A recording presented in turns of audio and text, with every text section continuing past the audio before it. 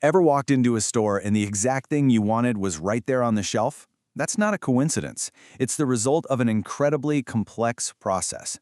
Today, we're going to break down that whole end-to-end flow of demand and production planning.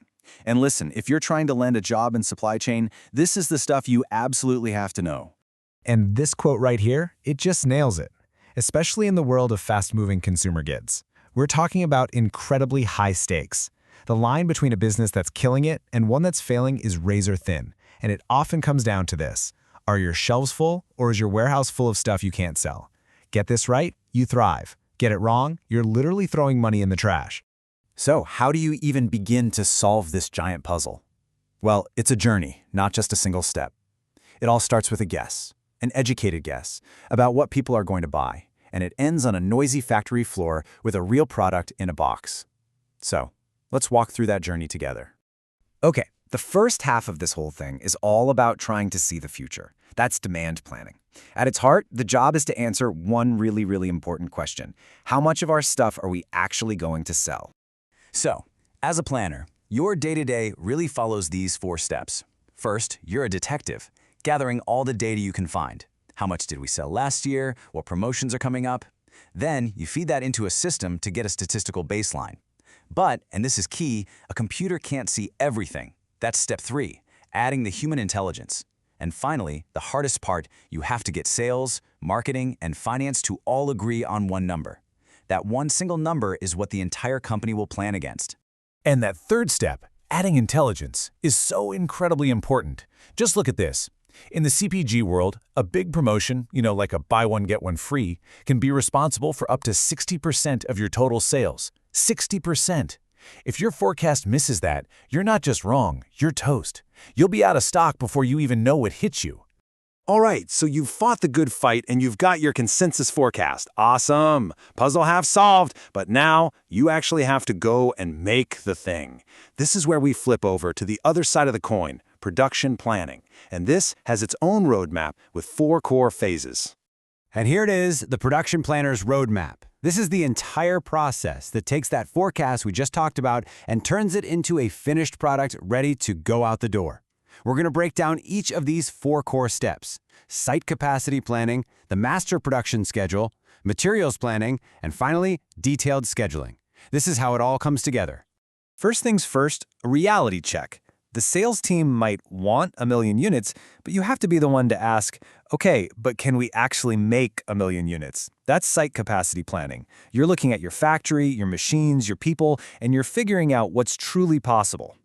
So once you know your limits, you build the Master Production Schedule, or MPS. Honestly, this is the heartbeat of the factory. It's the week-by-week game plan that tells everyone exactly what to make, right down to the specific item, how many to make, and when they need to be finished.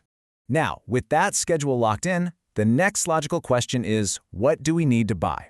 That's where Materials Requirements Planning, or MRP, comes in.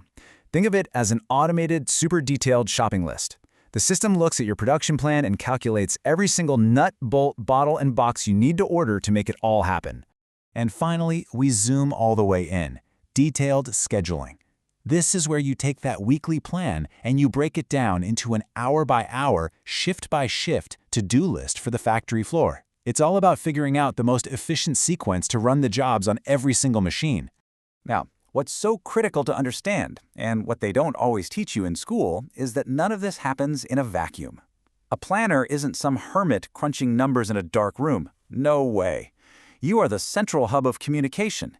This job is a team sport, through and through. Just look at all the people you're working with. You, the planner, are right in the middle of it all. You're constantly talking to the demand planners, the manufacturing folks, the warehouse teams, the finance guys, everybody. You're basically the conductor of the orchestra, making sure everyone is playing in tune. So let's talk about your key partners. The demand planning team hands you the forecast. The manufacturing team on the floor has to actually build to your plan. Finance is always watching the bottom line, making sure it all makes financial sense. And the whole thing is guided by the big picture strategy coming out of your S&OP meetings. Every single one of them has a piece of the puzzle you need.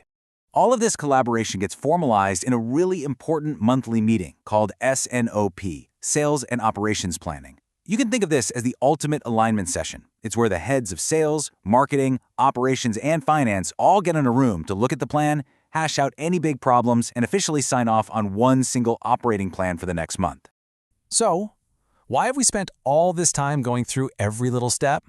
Because if you're prepping for an interview, understanding this entire flow is your secret weapon. It's a huge advantage. Let's dig into why. Because at the end of the day, good planning drives real-world results. On one side, you've got bad planning. Warehouses full of stuff nobody wants, empty shelves in stores, and wasted money. But on the other side, with good planning, you have happy customers who can always find your product, you have less waste, and the whole company is financially healthier.